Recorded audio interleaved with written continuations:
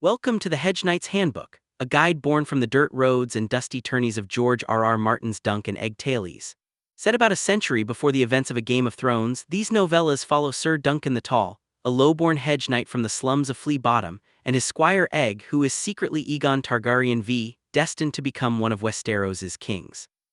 Unlike the high-stakes intrigue of Dragons and Thrones in the main series, Dunk and Egg stories are grounded in the everyday struggles of wanderers, scraping by on tourney winnings, navigating droughts and betrayals, defending the powerless, and clinging to a personal code in a world that often rewards the opposite. They're gritty human tales wrapped in medieval fantasy, less fire and blood, more dirt-road wisdom, quiet bonds, and hard-earned growth. Reading these stories flipped my own perspective on humility, honor, and hustling in a chaotic world. Like many, I grew up admiring the bold, the boastful, the ones who shouted their worth from the rooftops.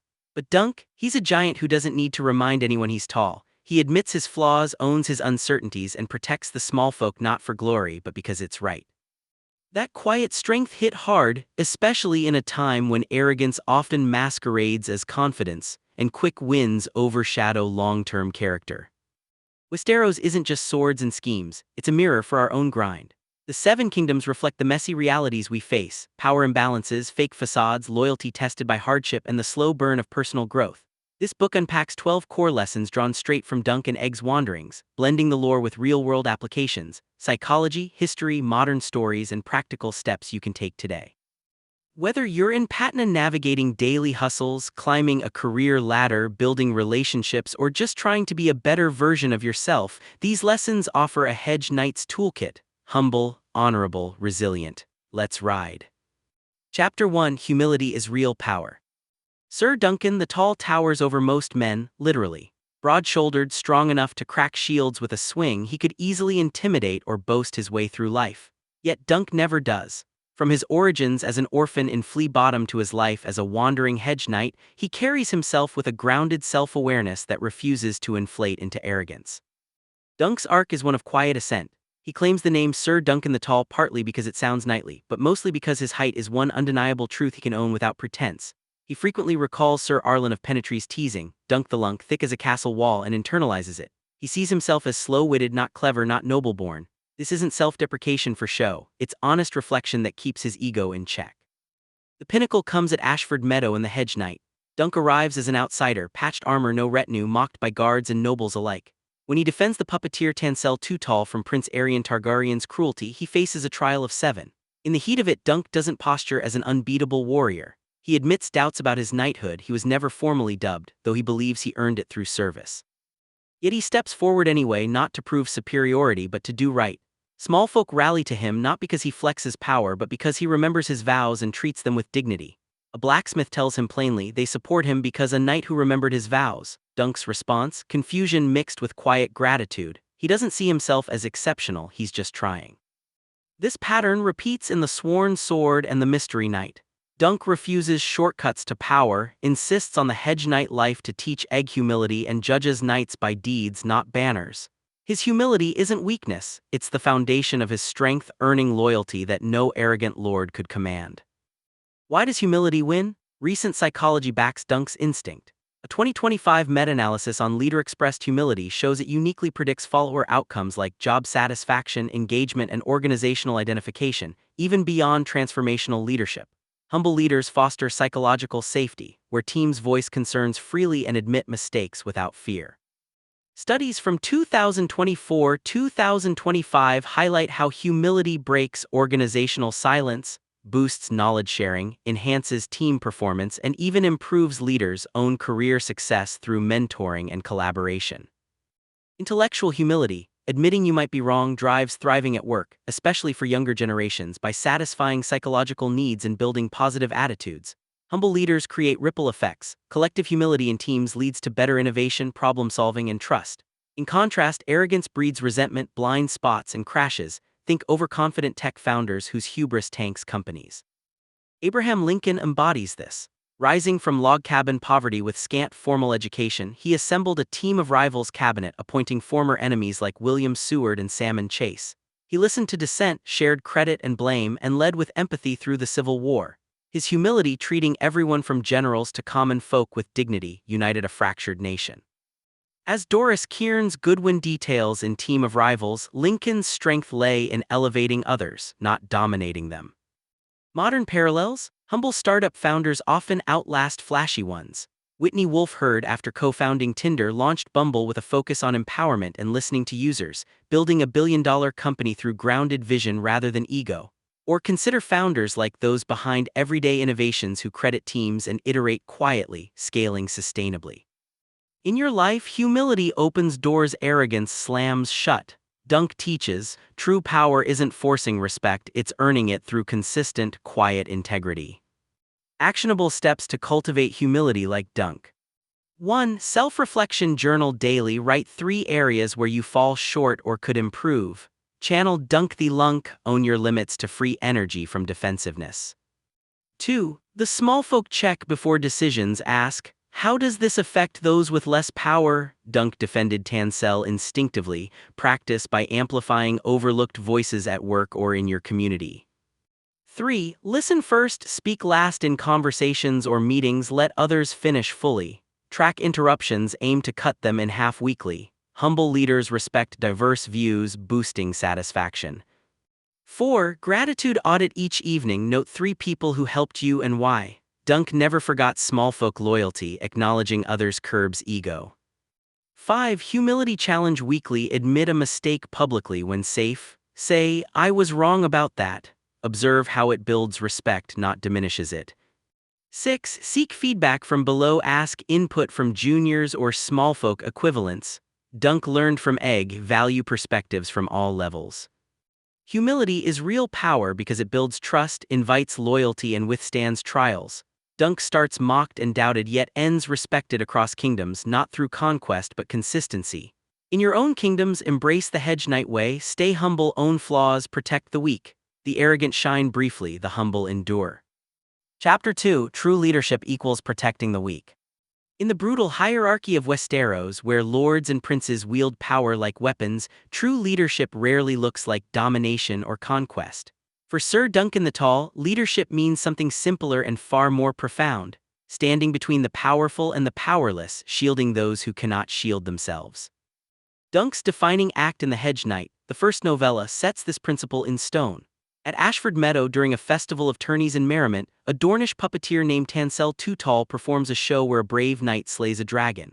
Prince Aerion Targaryen, known as Brightflame for his volatile temper, takes offense at the imagery, seeing it as an insult to House Targaryen. He storms the stage, orders the puppets burned, and begins assaulting the performers, breaking Tansel's finger and threatening worse. The crowd watches in stunned silence, no one dares intervene against a prince. Dunk, a lowly hedge knight with no title or allies, steps forward without hesitation. He grabs Arion's arm, pulls him away, and strikes the prince to protect Tansel and her troop.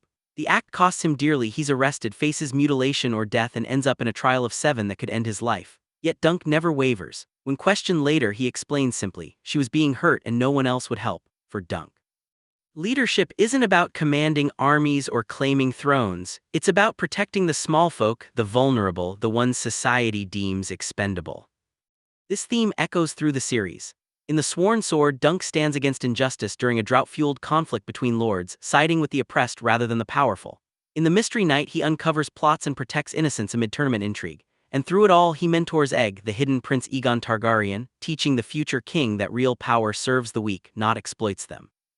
Egg watches Dunk's choices and grows, learning that leadership forged in protection outlasts any crown won through fear. Egg's arc reinforces the lesson. As a boy of noble blood disguised as a squire, he starts with book-learned ideas of rule. But traveling with Dunk exposes him to the realities of small folk life: hunger, injustice, vulnerability. By witnessing Dunk shield the defenseless time and again, Egg internalizes that true kingship isn't about sitting the Iron Throne, it's about using power to lift up those crushed beneath it. Why does protecting the weak define real leadership? Because dominating erodes trust while protection builds it. Modern research on empathetic and servant leadership confirms this. Servant leadership, prioritizing others' needs, especially the vulnerable, fosters psychological safety, where team members feel secure to take risks, share ideas, and admit mistakes without fear. Studies show servant leaders create higher team performance, engagement, and innovation by empowering rather than controlling. For instance, recent findings link empathetic leadership to boosted morale, inclusion, and productivity. A 2025 analysis found humble and empathetic leaders enhance team outcomes like job satisfaction and reduced stress. Organizations with leaders who model empathy see stronger collaboration, resilience, and even financial gains through better retention and creativity. In healthcare and high-tech settings, servant leadership correlates with psychological safety, which in turn drives team potency, innovation, and lower negative behaviors. Dominance, by contrast, breeds resentment and fragility. Arrogant or authoritarian styles suppress voices, increase turnover, and stifle growth, exactly what Dunk rejects when he refuses to bow to princes who prey on the weak. Historical figures embody this protective leadership. Mahatma Gandhi led India's independence through nonviolent resistance, protecting the oppressed from colonial brutality by mobilizing the masses with empathy and moral force rather than arms. He fasted, marched, and endured imprisonment to shield the vulnerable from exploitation, proving that leadership rooted in service can topple empires. Martin Luther King Jr., deeply influenced by Gandhi, applied the same principle in the American Civil Rights Movement. King organized nonviolent protests to protect Black communities from systemic violence and discrimination. Sit-ins, marches, boycotts, all designed to expose injustice and safeguard the dignity of the marginalized. He famously said nonviolence is the weapon of the strong, not the weak, echoing Dunk's courage in facing Aryan. King's leadership shielded the voiceless, built coalitions, and forced societal change through moral authority, not domination. Modern activist movements continue this tradition. Groups advocating for marginalized communities, refugees, workers' rights, climate justice, succeed when leaders prioritize protection over personal gain, creating inclusive spaces where the vulnerable are empowered. In everyday life, this looks like calling out workplace bullying, amplifying underrepresented voices in meetings, or supporting colleagues facing hardship. These acts build trust, boost morale, and create high-performing teams where people feel safe to contribute fully. Actionable steps: defend the small folk in your daily life. 1. Spot the vulnerable. Observe who's being overlooked or mistreated in your team, family, or community. Dunk Satan sells danger when others looked away. Train yourself to notice inequality or unfairness first. 2. Role-play interventions. Practice scenarios. Imagine a coworker being dismissed in a meeting. Rehearse calm, firm responses like "I'd like to hear what name has to say fully." Start small to build confidence. 3. The Protection Pledge. Daily reminder before decisions. Ask, does this help or harm the vulnerable here? Use it in leadership roles, whether managing a project or family dynamics.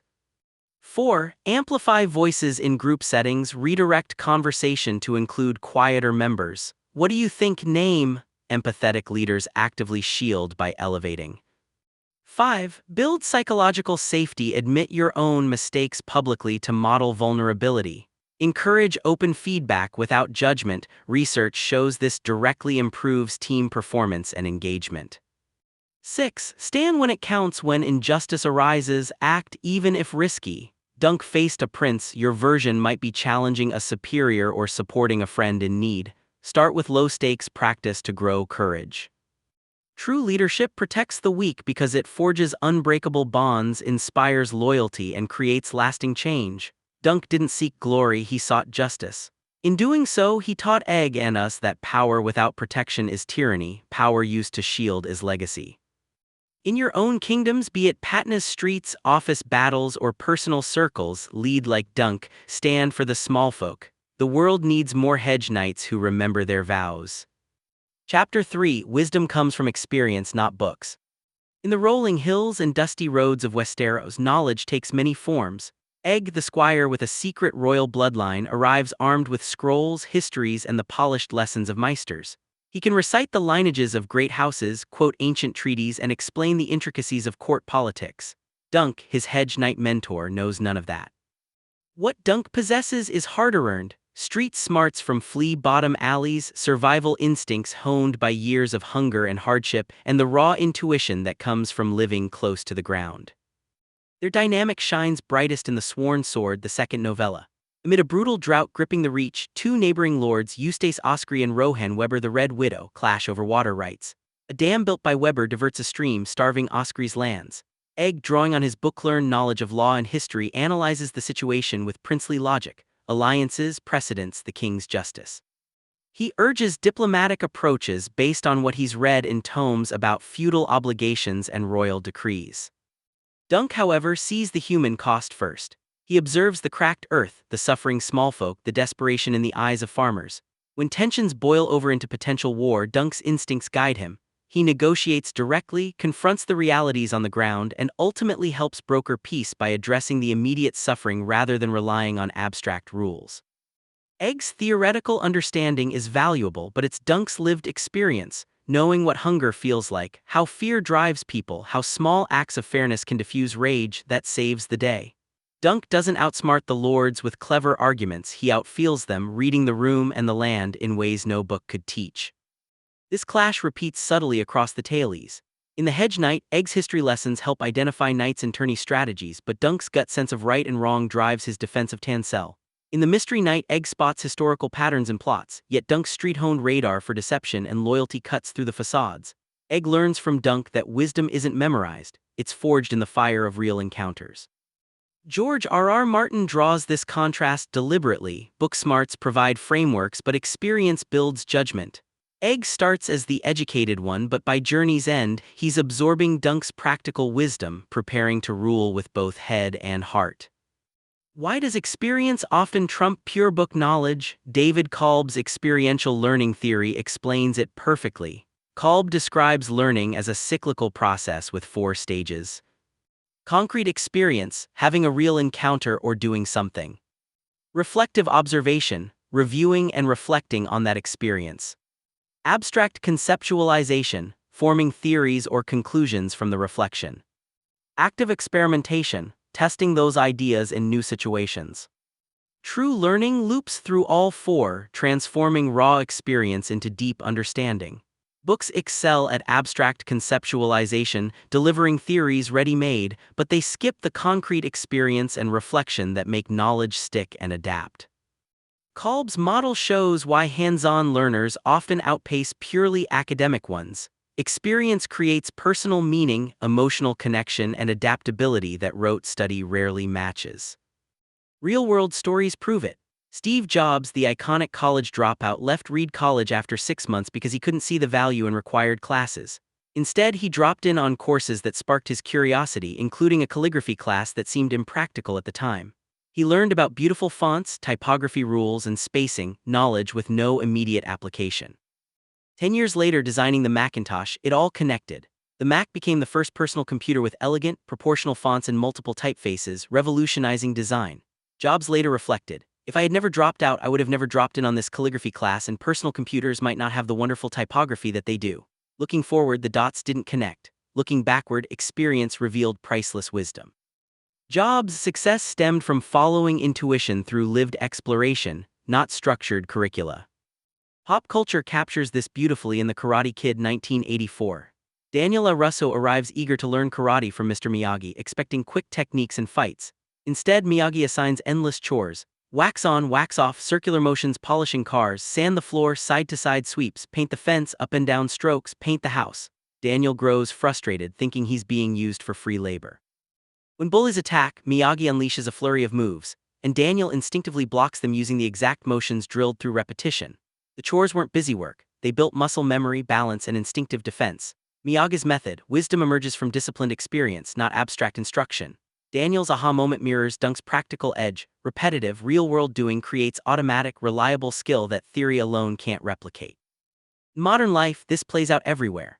Entrepreneurs who bootstrap businesses learn market realities faster than those relying solely on MBAs. Travelers immersed in new cultures gain cultural intelligence books can't convey. Tradespeople master their craft through years on the job, not just manuals. Even in tech or creative fields, the best innovators often credit failing forward, iterating through real trials over classroom perfection. Actionable steps: balance books with boots-on-the-ground experience. 1. Experience challenges. Commit to 1 Dunk-style immersion weekly. Volunteer in an unfamiliar setting, soup kitchen, community cleanup, shadowing a different profession. Feel the concrete experience first, then reflect. 2. Reflection ritual after any new activity. Journal. Kolb-style, what happened? Concrete, what did I notice, feel? Reflective, what patterns or lessons emerge? Abstract, how will I test this next time? Active, close the cycle. 3. Drop in curiosity like jobs, audit, or try one impractical thing that intrigues you, a class, hobby, or side project. Don't demand immediate payoff, let experience reveal connections later. 4. Mentor swap, seek guidance from someone street smart in an area where you're book heavy or vice versa. Dunk taught egg survival, egg taught dunk history, cross-pollinate. 5. Wax on, wax off practice, pick a skill and drill basics repetitively without shortcuts. Build muscle memory through doing, whether public speaking, coding, or cooking, before chasing advanced theory. 6. Failure logs, track experiments that flop. Reflect on what experience taught that no book could. Turn setbacks into wisdom like Dunk turning hardships into instincts. Wisdom comes from experience because it roots knowledge in reality, messy, emotional, unpredictable. Books give maps, living the journey teaches navigation. Dunk's quiet smarts guide egg toward kingship that's grounded, not detached. In your own wanderings, whether hustling in Patna or chasing dreams elsewhere, embrace the Hedge Knight path, read voraciously but live boldly. The truest lessons aren't found on pages, they're earned on the road. Chapter 4. Honor is hard but worth it. In the Seven Kingdoms, honor is a word thrown around like cheap wine. Knights swear oaths, lords boast of their lineages, and tourney champions claim chivalric glory. But for Sir Duncan the Tall, honor isn't a performance or a title. It's a quiet, stubborn refusal to bend when everything screams to yield. Dunk upholds his code even when it costs him blood, coin, comfort, and nearly his life. The clearest example comes in the Hedge Knight. Dunk, a self-proclaimed hedge knight with no formal dubbing, enters the Ashford tourney. When Prince Arion assaults Tansel too tall, Dunk intervenes not for fame but because a knight defends the innocent. This sparks a trial of 7, pitting him against the might of House Targaryen. He could walk away, claim ignorance, or beg mercy. Instead, he stands firm, knowing the odds are suicidal. His knighthood itself is shadowed. He admits internally that Sir Arlen never truly knighted him, yet he lives by the vows as if they were etched in steel. When he knights Raymond Fossaway in a moment of desperation, he hesitates, feeling as relieved as he was guilty, because he knows he's overstepping. Still, he does it because the code demands bravery and justice. In the Sworn Sword, Dunk faces temptation during the Drought conflict. Lords scheme for power, but Dunk refuses to side with cruelty or betrayal. He mediates, protects small folk, and upholds fairness even when it means clashing with the powerful. In the Mystery Knight, amid plots and disguises, Dunk's honor shines in small acts, refusing to abandon allies, exposing treachery without seeking reward. He clings to his vows: defend the weak, be just, protect the innocent. These aren't grand gestures, they're daily choices that scar him physically and emotionally. Honor costs Dunk dearly: wounds from battles, lost opportunities for wealth or status, constant suspicion as a low-born outsider. Yet it forges unbreakable character. Small folk rally to him, Egg grows into a better man and future king under his influence, and even nobles come to respect the Hedge Knight who won't compromise. Why endure the pain? Because honor builds something lasting: integrity that withstands trials, self-respect that no crown can buy, and a legacy measured in trust, not titles. Dunk's path echoes Stoic philosophy, particularly Marcus Aurelius, the Roman emperor who ruled with duty amid chaos. In Meditations, Aurelius writes, "If it is not right, do not do it. If it is not true, do not say it." He urges living upright. Never esteem anything as of advantage to you that will make you break your word or lose your self-respect. And waste no more time arguing about what a good man should be. Be one. For Aurelius, honor or virtue is the only true good. External rewards fade, but integrity endures. Dunk embodies this. He doesn't seek glory, he seeks to do right, knowing the cost. Real-world ethical dilemmas mirror this. Edward Snowden, a former NSA contractor, leaked classified documents in 2013 revealing mass surveillance programs that violated privacy rights. He faced exile, charges under the Espionage Act, and accusations of treason. Snowden argued a moral duty to expose what was done in the public's name and against them. He tried internal channels first but saw no change. Critics call him a criminal who endangered security. Supporters see a whistleblower upholding constitutional principles. Like Dunk, Snowden chose principle over safety, losing career, home, freedom, yet sparking global debate on privacy, power, and accountability. His act, painful and isolating, forced societies to confront uncomfortable truths. Business and everyday life offer parallels: refusing to falsify reports despite pressure, reporting misconduct at personal risk, or standing by commitments when easier paths appear. These choices scar lost promotions, strained relationships, but build character that shortcuts erode. Tools: decision trees for honor checks in tough spots. Use this simple framework when facing dilemmas. 1. Is it right? Aligns with core values: justice, truth, protecting the innocent. 2. Is it true? Honest, no deception. 3. What's the cost? Short-term pain versus long-term integrity. 4. What would I respect in another? Flip perspective. Would you admire someone who did this? 5. Can I live with the outcome? Meditate on self-respect post-decision. If no to 1 or 2, walk away. If yes but costly, weigh like Dunk, honors pain forges strength. Meditation on long-term gains from short-term pain. Daily practice, Stoic-inspired, sit quietly for 5-10 minutes. Visualize a tough choice, temptation to cut corners versus sticking to principles. Feel the immediate discomfort, rejection, loss. Then fast forward, see the self-respect, trust earned, inner peace years later. Affirm, the pain passes, integrity remains. Repeat, if it's not right, do not do it. Honor is hard because the world rewards compromise, but it's worth it because it creates a life worth living, one where you can look in the mirror without flinching. Dunk bears scars, but he bears them proudly. In your own trials, work pressures, personal temptations, moral gray zones, choose the hedge knight way, uphold your vows, pay the price, emerge stronger. The easy path leads to hollow victories. The honorable one, though bloodied, leads to true strength. Chapter 5. Don't trust titles or bloodline. In the 7 kingdoms, titles and bloodlines are currency. A knight with a noble name, a sigil on his shield, or dragonfire in his veins commands instant deference. Doors open, men bow, opportunities multiply. Yet George R.R. Martin repeatedly shows how hollow these markers can be. Many noble knights are cowards, cheats, or tyrants, while true worth shines from the lowborn who act with integrity. Dunk judges by deeds, not dragons on banners. In The Hedge Knight, the tourney at Ashford Meadow teams with highborn knights boasting pedigrees, yet it's Dunk, the flea-bottom orphan, who defends justice and earns smallfolk loyalty. Prince Aerion Targaryen of the purest blood reveals himself as a cruel bully. Dunk, with no lineage to speak of, stands as the honorable one. The Mystery Knight sharpens the point with the fiddler, Sir Glendon Ball's rival and echoes of the Blackfair pretenders, men claiming royal blood through forgery or ambition, wielding titles like weapons while lacking any shred of nobility.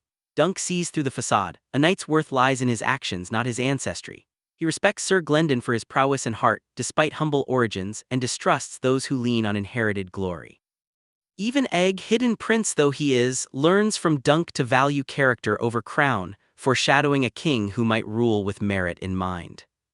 This lesson cuts deep in Westeros. Bloodlines breed entitlement more often than excellence.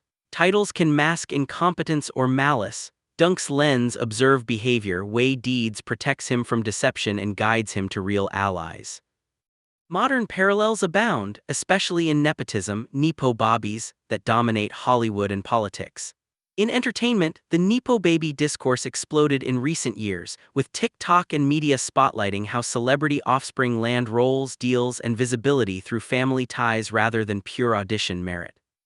Examples include Maya Hawke, daughter of Uma Thurman and Ethan Hawke, who rose quickly in projects like Stranger Things and Once Upon a Time in Hollywood.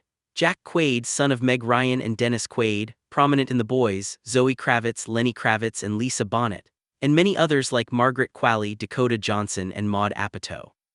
A 2025 Hollywood Reporter piece highlighted a next generation of connected talents, noting how family networks provide masked advantages, invites to parties, early auditions, or producer favors, often coded as discovered or caught the eye. Critics argue this perpetuates an oligarchy where DNA trumps talent, limiting opportunities for outsiders. Politics mirrors this. Family dynasties dominate, from Kennedys and Bushes in the U.S. to similar patterns elsewhere. Nepotism extends beyond fame. Studies show nearly 1 in 3 young Americans work for a parent's employer at some point, boosting initial earnings by 17%, with racial gaps widening the disparity. These examples fuel the myth of meritocracy, the belief that success stems purely from talent and effort. Recent research debunks it. In the U.S., social mobility has declined. Children born in the top or bottom income fifths tend to stay there as adults. High inequality correlates with lower upward movement, as shown in studies by economists like Raj Chetty. Globally, people overestimate how meritocratic their societies are, rooted in intuitive but flawed causal thinking that ignores systemic barriers like class, race, education access, and networks. A 2025 analysis notes meritocracy narratives shift blame to individuals while masking biases in hearing, promotions, and education.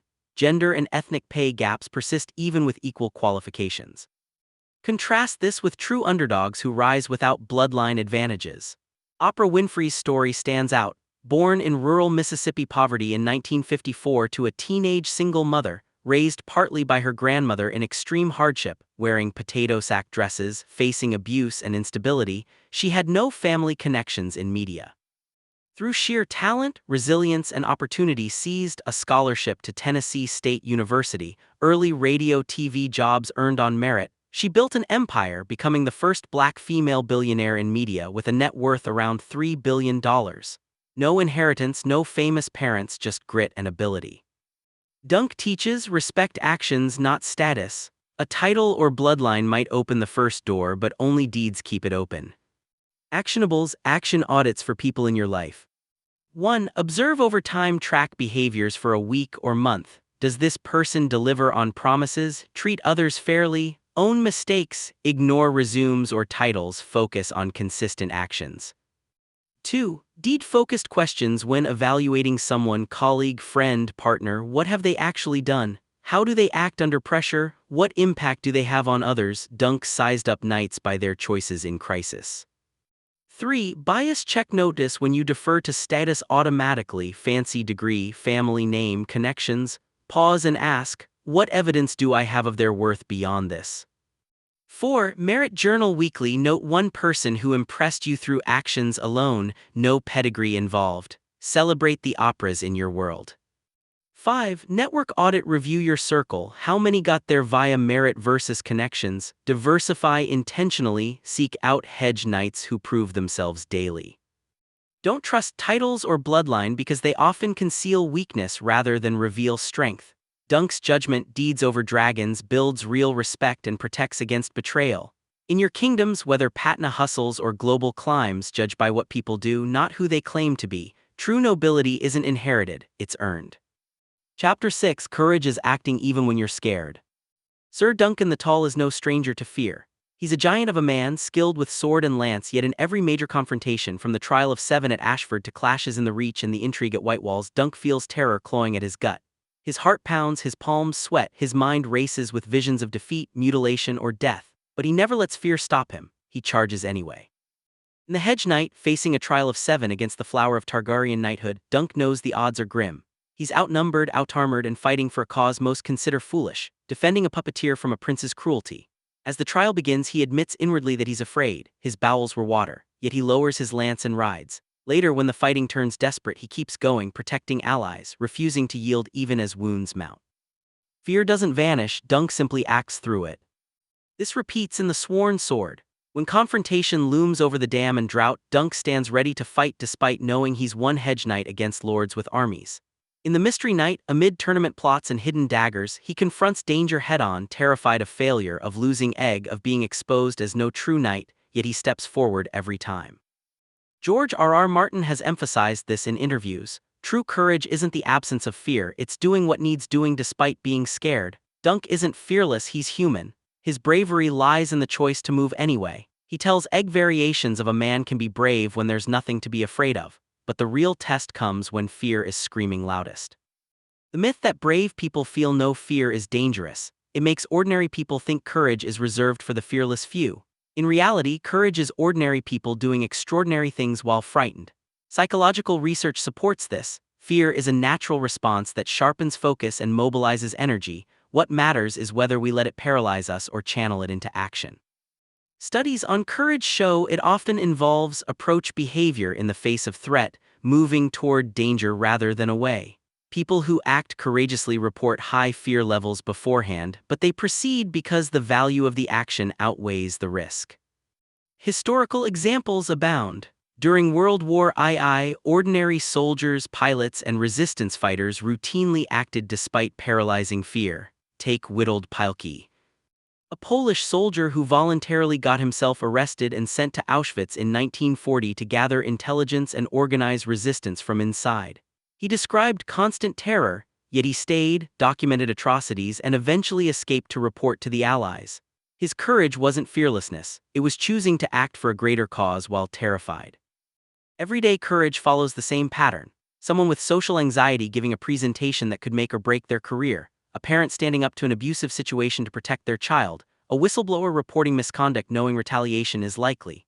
Public speaking phobia is one of the most common fears. Surveys consistently rank it above death itself, yet millions overcome it daily by stepping on stage anyway. Exposure therapy and cognitive techniques show that repeated action in the presence of fear reduces its power over time, turning dread into manageable adrenaline. Dunk models this perfectly. He visualizes worst-case outcomes, feels the dread, then lowers his visor and charges. That's the blueprint. Exercises, gradual exposure techniques, and dunk moments visualization. 1. Fear hierarchy lists situations that scare you, ranked from mild to intense, e.g., speaking up in a small meeting, right arrow, presenting to executives, confronting unfair treatment. Start at the bottom, expose yourself gradually. Each success builds confidence for bigger leaps, just as Dunk's smaller stands prepared him for the trial of 7. 2. Pre-action visualization. Dunk moment before a scary step. Close your eyes for 2-3 minutes. Picture the fear, racing heart, sweaty hands, worst outcomes. Then picture yourself acting anyway, lowering the lance, stepping forward. See yourself surviving, even if it's messy. End with the relief of having done it. This mental rehearsal reduces anticipatory anxiety and primes action. 3. The 5-second rule. When fear hits and you're tempted to freeze, count down 5, 4, 3, 2, 1 and move. Mel Robbins' technique interrupts overthinking. Dunk doesn't debate forever, he acts. 4. Fear journal. After acting through fear, note what scared me, how did it feel, what happened when I acted anyway. Over time, patterns emerge. Fear peaks before action, then fades. Proof that courage is habit, not trait. 5. Ally accountability. Tell a trusted friend about your dunk moment ahead of time. Knowing someone expects you to show up increases follow-through, like Dunk fighting for Tansel because others depended on him. 6. Post-action reflection. After the event, ask, did the world end? Did I survive? What did I learn? Celebrate the act itself, not the outcome. Dunk lost battles but never his honor. Courage is acting even when you're scared, because waiting for fear to disappear means waiting forever. Dunk teaches that bravery isn't a feeling, it's a decision repeated under pressure. In your own tourneys, job interviews, tough conversations, standing for what's right when it's risky, channel the hedge knight, feel the fear, then charge. The scared man who acts becomes the brave one. The one who waits stays scared. Chapter 7. Survival teaches discipline. Sir Duncan the Tall does not live like a lord. He sleeps under hedges or in haylofts when he can, eats whatever scraps or small game he can afford or catch, counts every copper, and rides a swayback plow horse instead of a destrier. His life is one long exercise in making do. Yet from this constant scrape for survival comes a quiet, iron discipline that no Meister's lesson or noble upbringing could instill. In the Hedge Knight, Dunk arrives at Ashford with almost nothing: patched armor, a few coins, a mule, and egg. He enters the tourney hopping for prize money to buy better gear and food, but he knows the risk. If he loses early, they starve longer. Every decision is weighed: how much to spend on oats for thunder, whether to risk a meal to keep strength for the joust, how to stretch what little they have. He doesn't complain, he adapts. When he's injured or penniless, he keeps moving forward because stopping means death. The Sworn Sword deepens this. The drought has turned the Reach into a dust bowl. Small folk starve, knights turn bandit, lords hoard grain. Dunk and Egg travel through this misery, surviving on thin stew, shared bread, and whatever charity or work they can find. Dunk's discipline shows in small acts: rationing water, tending wounds without complaint, teaching Egg to fish and forage, refusing to steal even when hunger gnaws. He could have taken service with a lord for steady meals and coin, but he chooses the Hedge Knight path: hard, uncertain, character building. By the Mystery Knight, survival has become second nature. Dunk navigates tourneys and plots with the steady calm of someone who's gone days without food and still fought. Hardship has taught him patience, resourcefulness, gratitude for small mercies, a dry barn, a full belly after lean days, and the discipline to keep promises even when exhausted. Survival strips away excuses. When you do know where your next meal comes from, you learn to plan, to endure, to prioritize. Viktor Frankl, Holocaust survivor and psychiatrist, captured this in Man's Search for Meaning. In concentration camps where every comfort was stripped, he observed that those who found meaning through love, purpose, or inner values could endure unimaginable hardship. Frankl's logotherapy holds that meaning is discovered through suffering when we choose our attitude toward it. Discipline isn't born in comfort, it's forged when survival demands we rise above instinct. Dunk doesn't philosophize about it, he lives it. Hunger teaches him to value what he has, scarcity teaches foresight, danger teaches calm focus. Modern minimalism echoes this. In a world of endless consumption, people who voluntarily simplify, tiny house dwellers, digital nomads with one backpack, or those practicing enoughism, often report greater discipline, clarity, and gratitude. Studies on voluntary simplicity show participants develop stronger self-control, lower materialism, and higher life satisfaction. When you own less, you worry less about losing it. When you consume less, you appreciate more. Dunk's Hedge Knight life is extreme minimalism: one set of armor, one horse, one squire, one code. From that simplicity comes focus, no distractions, no excess, just the next necessary step. Tips: budgeting challenges inspired by Dunk's coin counting and gratitude journals for hard times. 1. The Hedge Knight budget for 1 month. Live on a strict survival budget. Cut non-essentials, eating out, subscriptions, impulse buys. Track every rupee like Dunk counts coppers. At the end, note what you missed and what you didn't. Most find the discipline liberating. 2. 1 week forage challenge. Plan meals only from what's already in your kitchen. No shopping. Stretch ingredients creatively. Dunk forages and rations. You'll learn resourcefulness and appreciation for abundance when it returns. 3. Gratitude and scarcity journal. Each evening, especially on tough days, write 3 things you're grateful for that cost nothing or little: health to walk, a friend's message, a roof. Dunk never forgets small folk kindness or eggs loyalty. Gratitude rewires the brain toward resilience. 4. Endurance drill. Pick 1 discomfort weekly. Cold shower, no phone after 8 p.m., walking instead of writing. Build tolerance for hardship so real challenges don't break you. Dunk endures wounds and hunger. Small drills prepare you. 5. Meaning anchor in Frankel style. Define your why for discipline, family, personal growth, helping others. When survival pressure hits, financial stress, long hours, return to it. Purpose turns endurance into strength. 6. Post-hardship reflection. After a lean or tough period, journal. What did I learn? How did I grow? What small comforts felt like luxuries? Dunk emerges from every scrape wiser and steadier. Survival teaches discipline because it removes the cushion of comfort. No safety net means every choice matters, every habit counts. Dunk's life of scarcity builds a man who is reliable, resourceful, and deeply grateful, qualities that serve him in tourneys, friendships, and the quiet moments between. In your own Patna streets or wherever your road leads, embrace the Hedge Knight's lean times. They aren't punishment, they're training. Discipline forged in survival lasts when everything else fades. Chapter 8. People wear masks. Social image matters. In the tourneys and castles of Westeros, few things are as they seem. Knights parade in shining plate, their banners proclaiming ancient honors, their smiles promising chivalry, yet beneath the polish lurk treachery, cowardice, and ambition. Sir Duncan the Tall learns early that armor can hide a villain as easily as a hero. He survives by watching what people do, not what they say or how they present themselves. The Mystery Knight is thick with masks. At the wedding tourney at Whitewalls, knights arrive in finery, boasting of prowess and lineage. The fiddler, Sir Maynard Plum in disguise, plays the charming, boastful tourney knight, all smiles and songs, yet he's part of a deeper plot. Others hide identities behind helms or false names, while lords like Lord Butterwell project loyalty while secretly hedging bets on rebellion. Dunk spots the cracks. A knight who boasts too loudly often fights poorly. One who avoids eye contact during oaths usually has something to hide. He doesn't trust appearances, he observes behavior over time. When treachery unfolds, Dunk's quiet radar has already flagged the fakes. This lesson runs through all 3 novellas. In The Hedge Knight, Prince Arion presents as regal and entitled, yet his cruelty reveals the monster beneath. In The Sworn Sword, Sir Eustace Osprey clings to an image of noble honor and past glory, spinning tales of old battles, but his bitterness and small-mindedness show the truth. Dunk listens politely, but he judges by actions. Who protects the small folk, who keeps their word, who shows mercy. Social image matters because people curate masks to gain advantage, status, trust, power, but masks slip under pressure. Dunk's strength is his refusal to be dazzled by surface shine. He watches for consistency. Does this person act honorably when no one's watching? Do their deeds match their words? In a world of facades, that simple habit keeps him alive and earns him genuine allies. Modern life is full of masks, amplified by social media. Platforms reward curated perfection, filtered photos, highlight reels, humblebrags, virtue signaling posts. Psychology calls this impression management, the conscious or unconscious effort to control how others perceive us. Research shows heavy social media use correlates with higher impression management tendencies, often leading to inauthenticity, anxiety, and comparison traps. A 2025 study found that people who curate idealized online selves report lower self-esteem when offline reality doesn't match, while those who post more authentically build stronger real-world connections.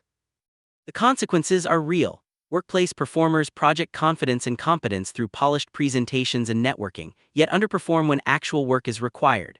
In dating and friendships, people present versions of themselves, charming, successful, carefree, only for inconsistencies to emerge later, ghosting after vulnerability, broken promises, hidden motives. Cancel culture adds another layer. Public image can be weaponized, forcing people into defensive posturing rather than honest growth. Dunk's approach cuts through the noise, focus on behavior patterns over time, not snapshots. A single generous act doesn't make someone trustworthy, consistent kindness does. A flashy apology means little without changed behavior. Tools, mask detection, checklists, and exercises to build authentic relationships. 1. Behavior consistency checklist for anyone new or important in your life. Track over weeks, months. Do their words match actions? How do they treat people with less power, waitstaff, juniors, strangers? Do they own mistakes or deflect blame? Are they reliable in small things, showing up on time, keeping promises? Dunk judged knights by how they fought and treated the weak. Apply the same. 2. Pressure test observation. Notice how someone acts under stress. Do they lash out, disappear, or stay steady? Masks crack fastest when stakes rise. Dunk saw true character in tourney chaos and drought hardship. 3. Authenticity mirror. Reflect on your own masks. Where do you perform instead of being real? Journal one area weekly, e.g., overselling confidence at work, and practice dropping it safely. Admit uncertainty, share a struggle. Authenticity invites the same from others. 4. The smallfolk lens. Ask trusted friends or family, how do I come across when I'm not trying to impress? Their outside view reveals your blind spots. Dunk listened to smallfolk, they saw what nobles missed. 5. Unfiltered interaction challenge. Spend time with someone without social media filters. No posing for photos, no curated stories. Have real conversations about fears, failures, dreams. Authentic bonds form when masks are off. 6. Red flag radar. Common mask slips. Excessive name-dropping, constant self-promotion, quick anger when challenged, avoiding accountability. Note them early, like Dunk nodding a knight's shaky lance grip. People wear masks because vulnerability feels risky, but authenticity builds deeper trust and resilience.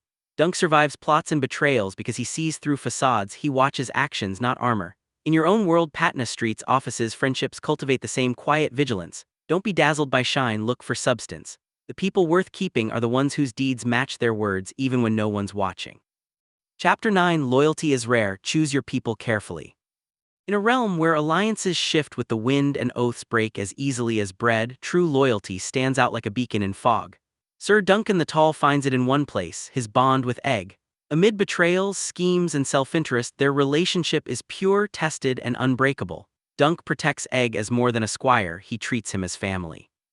Egg, in turn, follows Dunk through hunger, danger, and doubt, never once considering abandonment even when royal blood could buy him safety and luxury. Their loyalty shines in quiet moments. In the Hedge Knight, when Dunk faces the trial of 7, Egg refuses to flee despite the risk. He stays by Dunk's side, polishing armor, offering counsel, and believing in the Hedge Knight when no one else does. In the Sworn Sword, during the drought and rising tensions, Egg risks exposure as a prince to stand with Dunk against injustice. In the Mystery Knight, Egg's loyalty is tested again. He could reveal his identity to powerful lords for protection, yet he keeps Dunk's secrets and fights beside him. Contrast this with the lords around them. Eustace Osprey in the Sworn Sword clings to old grudges and false honor, ready to betray neighbors for pride. In the Mystery Knight, plotters like Lord Gorman Peak and the Blackfur conspirators switch sides for power, gold, or revenge. Loyalty for most is transactional, given when convenient, withdrawn when costly. Dunk and Egg's bond is different. It's rooted in mutual respect, shared hardship, and a promise kept without expectation of reward. George R.R. Martin uses this contrast to show that genuine loyalty is rare and precious. One loyal companion outweighs 100 fair-weather supporters. Dunk chooses Egg carefully, not for status or skill at first, but for the boy's spark of decency beneath the princely mask. Egg chooses Dunk for the same reason. Here is a man who won't sell him out, who teaches honor by living it. Psychology backs this scarcity. Robin Dunbar's number suggests humans can maintain stable social relationships with about 150 people, but only 5 form a core support clique, the ride-or-die inner circle. Deep loyalty requires time, shared vulnerability, and reciprocity. It can't be faked or forced. Studies on friendship longevity show that bonds surviving major stress, illness, loss, conflict are built on consistent reliability, emotional safety, and mutual investment, not convenience or status. Real-world ride-or-die duos illustrate the power. Steve Jobs and Steve Wozniak built Apple from a garage because each brought what the other lacked: Jobs the vision and charisma, Woz the technical genius, and neither abandoned the other during lean years or disagreements. Their loyalty endured public fallout, boardroom battles, and personal differences because it was forged in shared struggle and mutual respect. When Jobs returned to Apple in 1997, Wozniak supported him quietly, never seeking spotlight or revenge for past slights. Modern examples abound: lifelong friendships that weather moves, breakups, career failures, spouses who stand through illness, business partners who refuse to sell out during crises.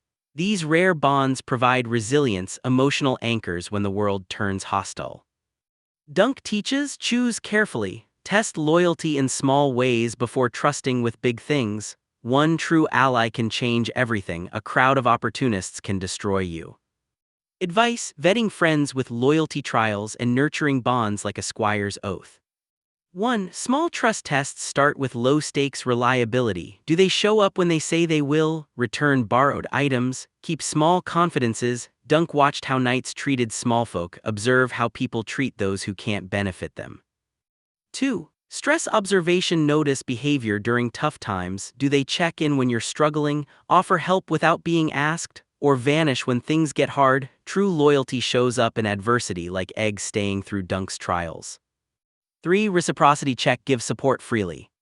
Then see if it's returned. One-sided relationships drain, balanced ones endure. Ask: would they do for me what I've done for them?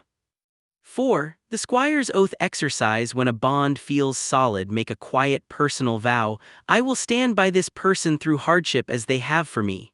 Verbalize it to yourself or them to reinforce commitment. Dunk lived his code: make loyalty intentional. 5. Inner circle audit. List your closest 5 people. For each, how have they proven loyalty? Where have they fallen short? Nurture the strong ones. Check in regularly. Share vulnerability. Celebrate wins. Prune or distance from inconsistent ones. 6. Gratitude ritual for loyal ones. Weekly, thank one loyal person specifically. I appreciate how you were there when. Dunk never forgot small folk support or Egg's faith. Gratitude deepens bonds. Loyalty is rare because it demands vulnerability, consistency, and sacrifice, qualities in short supply. But one true companion is worth more than armies of followers. Dunk found it in Egg, Egg found it in Dunk. In your own wanderings through Patna's crowds, work pressures, life storms, choose your people like a hedge knight chooses his squire, slowly, wisely, for character over convenience. When you find loyalty, guard it fiercely. It's the rarest treasure in any kingdom. Chapter 10: Power without morals equals disaster. Power in Westeros is rarely wielded cleanly.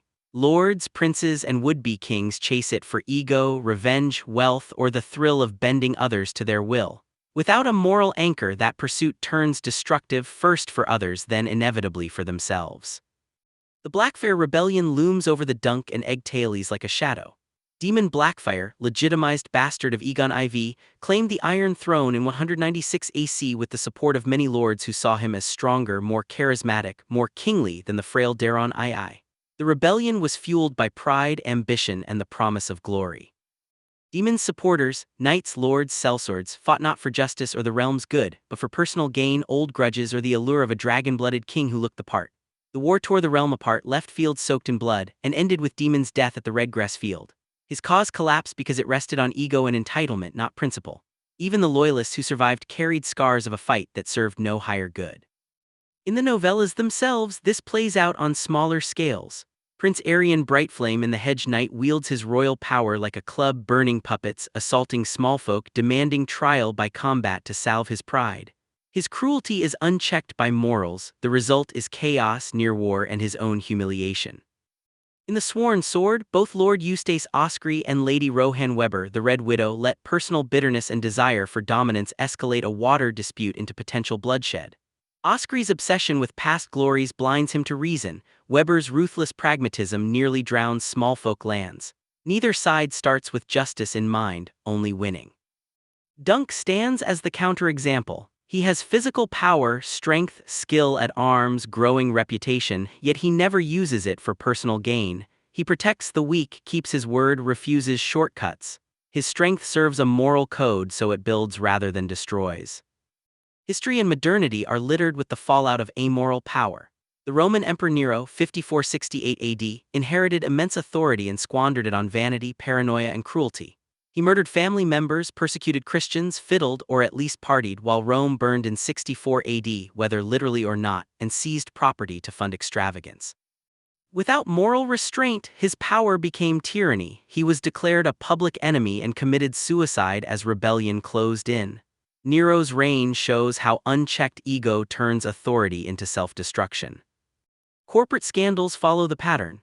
Enron's collapse in 2001 is a textbook case. Executives like Kenneth Lay and Jeffrey Skilling built a massive energy empire through deception, hiding debt, inflating profits, manipulating markets. Their power was unchecked by ethics. They prioritized stock price, bonuses, and personal wealth over employees, shareholders, or society. When the fraud unraveled, Enron filed the largest bankruptcy in U.S. history at the time. 20,000 workers lost jobs and pensions, and billions in value evaporated. The leaders faced prison, the company ceased to exist. Amoral pursuit of power and profit destroyed everything it touched. Today we see echoes in tech giants that prioritize growth over responsibility, political figures who bend rules for personal gain, or influencers who exploit followers for clout. When power lacks morals, it corrodes trust, invites backlash, and often implodes. Dunk's way proves the alternative: wield strength with restraint, use influence to protect rather than exploit, let integrity guide decisions. That kind of power endures. Actionables, moral compasses for power positions and scenarios to practice ethical leadership. 1. Build your moral compass. Define 3-5 non-negotiable principles, e.g., protect the vulnerable, tell the truth even when it hurts, don't harm for personal gain. Write them down. When in a position of power, leading a team, making decisions, influencing others, run choices through them first. 2. Power check questions before acting from a place of authority. Ask: who benefits most from this? Who could be harmed? Would I be proud if this became public? Does this align with my compass? Dunk paused before every major choice. Build the same habit. 3. Ethical scenario practice. Role play weekly. Imagine situations like: a boss asks you to fudge numbers for a bonus. You can take credit for a team member's idea. A friend in power asks you to bend a rule. Decide your response, explain why, and how you'd stay true to morals. 4. Accountability partner. Share your compass with one trusted person. Ask them to call you out if they see you drifting. Dunk had egg as a mirror. External perspective keeps power honest. 5. After-action review. After exercising power, leading a meeting, making a tough call, reflect: did I use it to serve or to dominate? What would I change? Adjust course early. 6. Restraint drill. Practice saying no to temptations that come with power. Extra credit you didn't earn, shortcuts that hurt others, revenge opportunities. Each no strengthens moral muscle. Power without morals becomes disaster because it turns people into tools, trust into suspicion, and victories into ashes. Dunk shows that true strength is tempered by conscience. It protects, endures, and inspires. In your own positions of influence, whether managing a small team in Patna, leading friends through crisis, or holding any authority, anchor power in morals. The realm and your conscience will thank you. Chapter 11. Your reputation can save or destroy you. In the Seven Kingdoms, a man's name travels faster than ravens. Sir Duncan the Tall discovers this truth the hard way. What begins as whispers in Flea Bottom grows into legend across tourneys and taverns. By the end of the 3 novellas, Sir Duncan the Tall opens doors in the most unexpected places. Small folk offer him bread and shelter, hedge knights seek his company, even lords pause before dismissing him. But reputation is a double-edged sword. One false step, one rumor, and the same name that saves him could doom him.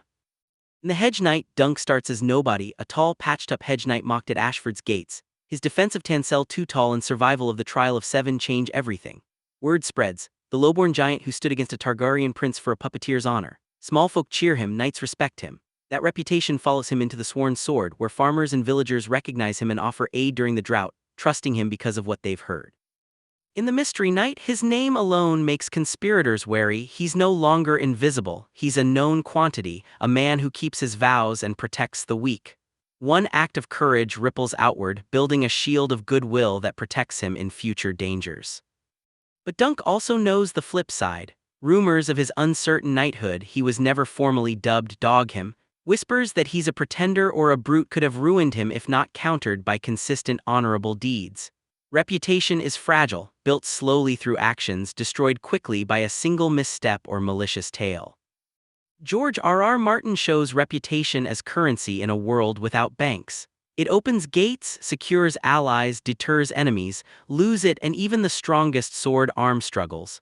Dunk guards his name fiercely, not through boasts but through living the code every day. The digital age has made reputation more powerful and more volatile than ever. A single post, video, or screenshot can spread globally in minutes, amplifying praise or shame. Personal branding has become essential. LinkedIn profiles, Twitter X bios, Instagram feeds all curate how the world sees you. Studies show that 70–80% of recruiters research candidates online before interviews. A strong, consistent digital presence can land jobs, while red flags, controversial posts, unprofessional photos can end them. In 2025–2026, cancel culture remains a live force. Public figures, influencers, and everyday people lose sponsorships, followers, or employment over old tweets resurfacing or perceived missteps. Reputation audits, searching your own name regularly, are now standard advice for professionals. Yet the principle remains dunk. Reputation is earned through consistent behavior, not manufactured shine. One viral act of kindness can build lifelong goodwill. One moment of cruelty or dishonesty can erase years of work. Ripple effects are real. A positive reputation compounds more opportunities, trust, referrals. A damaged one creates barriers, isolation, suspicion, lost chances. Tools, reputation audits, and strategies to rebuild after slips. 1. Regular reputation audit every 3–6 months. Google yourself in incognito mode. Search your name on X, Twitter, LinkedIn, Reddit. Check images, news, old posts. Note what appears first and how it aligns with who you want to be. Dunk's name spread through deeds. Ensure yours reflects your values. 2. Consistency checklist. Ask weekly, do my online actions match my offline code? Do I treat people the same in private as in public? Small inconsistencies erode trust faster than big scandals. 3. Digital hygiene. Delete or archive old posts that no longer fit your current self. Set privacy settings thoughtfully. Build positive content, share helpful insights, celebrate others, show integrity. Dunk never boasted, let actions speak. 4. Rebuild after a slip. If reputation takes a hit, own it quickly and sincerely, no excuses. Apologize to those harmed. Demonstrate change through consistent better behavior. Seek allies who know the real you to vouch. Dunk rebuilt trust by continuing to act honorably. Time and deeds heal more than words. 5. Ripple tracker. Notice how one good act leads to others. A kind word opens a door. A reliable promise builds alliances. Intentionally create positive ripples. Help someone publicly. Stand for fairness. Keep promises. 6. Guardian circle. Surround yourself with people who will defend your name when rumors fly. Dunk had egg and grateful smallfolk. Cultivate loyal friends who know your character and will speak up. Your reputation can save or destroy you, because it's the story the world tells about you when you're not in the room. Dunk starts as a mocked outsider. Through unwavering honor, he becomes a legend who commands respect without demanding it. In Patna's bustling streets, online feeds, workplaces, or any kingdom you navigate, guard your name like a hedge knight guards his vows. Build it slowly with integrity. One day it may be the shield that stands between you and ruin, or the bridge that carries you forward. Chapter 12. Growth happens through struggle. Sir Duncan the Tall does not begin as a legend. He starts as Dunk the Lunk, a flea-bottom orphan thick as a castle wall, slow of wit, unknighted, mocked by guards and nobles alike. Yet by the end of the 3 novellas he is respected across the 7 kingdoms, a hedge knight whose name carries weight, whose word opens doors, whose presence calms small folk and makes lords think twice. That transformation does not come from easy victories or sudden gifts of fortune. It is hammered out in the forge of struggle. Hunger, wounds, doubt, betrayal, near-death trials, and the daily grind of living by a code when the world rewards the opposite. Every major step in Dunk's journey is born from hardship. The trial of 7 and the hedge knight nearly kills him, broken bones, exhaustion, the terror of facing 7 champions alone. Yet surviving it forges his reputation and teaches him resilience. In the Sworn Sword, the drought forces him to witness suffering on a scale that tests his faith in justice. Mediating between lords, protecting small folk, enduring heat and scarcity. All of it sharpens his judgment and deepens his empathy. In the Mystery Knight, intrigue and hidden daggers push him to confront deception, risk exposure, and protect Egg at personal cost. Each struggle strips away illusions, builds skill, and tempers character. Dunk grows not despite adversity but because of it. He learns to read people better, fight smarter, lead quietly, and hold fast to honor when tempted to bend. Egg watches this transformation and absorbs it. The boy who began as a book-smart prince ends wiser, humbler, more grounded, ready for a throne because he has seen what real rule demands. Friedrich Nietzsche captured the philosophy behind this. What does not kill me makes me stronger. In Twilight of the Idols, he argues that hardship, when survived, forges greater strength, deeper insight, and a fiercer will. Struggle is not punishment, it is the raw material of growth. Those who avoid it remain soft, those who face it and endure become unbreakable. Modern psychology echoes this through Carol Dweck's concept of the growth mindset. People with a fixed mindset see abilities as static, talent is innate, failure is proof of inadequacy. Those with a growth mindset believe abilities develop through effort, learning, and persistence. Challenges become opportunities, struggle reveals gaps, feedback refines skill, setbacks teach resilience. Research shows growth mindset individuals achieve more over time, higher academic performance, better career progression, greater well-being after failure, because they treat difficulty as training, not judgment. Underdog stories prove it again and again.